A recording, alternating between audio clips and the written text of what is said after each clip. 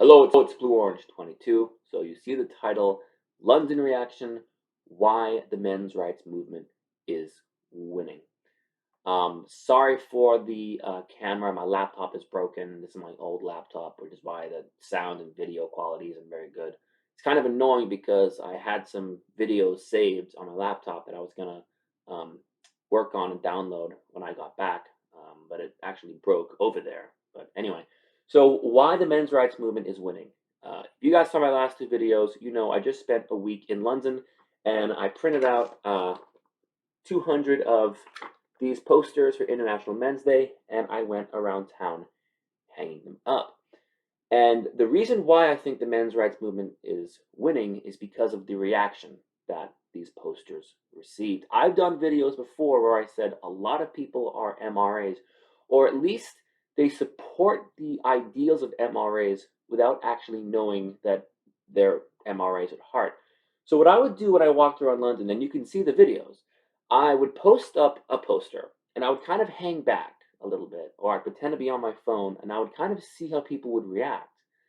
And obviously, reactions were mixed. There were some negative reactions. There were some, bad reactions. Oh, I don't like that. Whatever. But there's a lot of positive reactions too. But mostly, there were kind of balanced reactions. People were saying, "Oh, okay, that's an interesting point. I'm not sure though. I mean, do we really need a men's rights movement?" Well, they have some good points though, and it was just like an intelligent conversation. People were like talking about it and they were taking it seriously and it was sparking discussion. And even when it wasn't people being completely supportive, it was people who weren't being hostile towards it either. And there were people who were supportive. There are a lot of people who were saying, "Yes, I agree with that. I think that's true." You know. And then there were a lot of people who were like, "Oh, I guess." But even the I guess people is such big progress from what would have happened 5 years ago. And if you're new to the men's rights movement, I actually lived in London in 2014, 2015, and then I lived in LA from 2015 to 2020. And 5 years ago, publicly being an MRA was like career suicide or social suicide. I mean, it's something you wouldn't do. And if you had an MRA, a men's rights poster on the streets of London, it would get probably torn down. It would get eviscerated.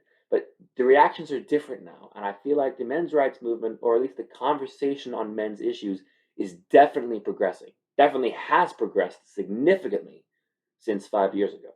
And people are starting to be aware of these issues, and I think have been for a while now. I've done videos before on how a lot of people do recognize these issues, but they're told that, oh, MRAs are a bad thing and male privilege and patriarchy, so you're not supposed to talk about it. So I think a lot of people, when they walked by these flyers and they saw a flyer about men's issues and International Men's Day, they said, "Huh, you know what? I'm not the only person that thinks this way." And I saw quite a few good conversations kind of develop.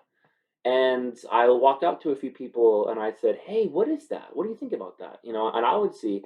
And again, I got a mixture of reactions from good to bad, but the bad wasn't as much as as you might think, and definitely wasn't as much as it would have been. And there were the bad, no question about it. There were people who were totally against it and they didn't like it.